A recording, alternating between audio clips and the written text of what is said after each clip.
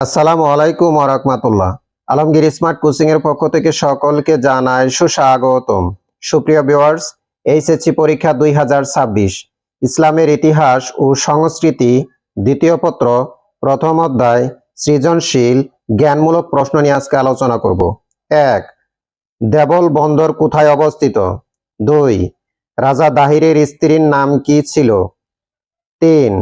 আরবদের সিন্ধু বিজয়ী বীরের নাম কি? 4.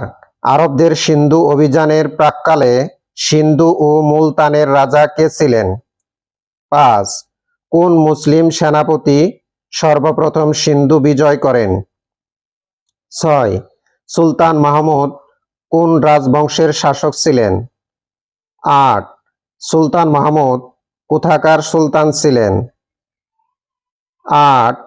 সোমনাথ মন্দির কোথায় অবস্থিত? 9. শাহনামা মহাকাব্যের রচয়িতা কে?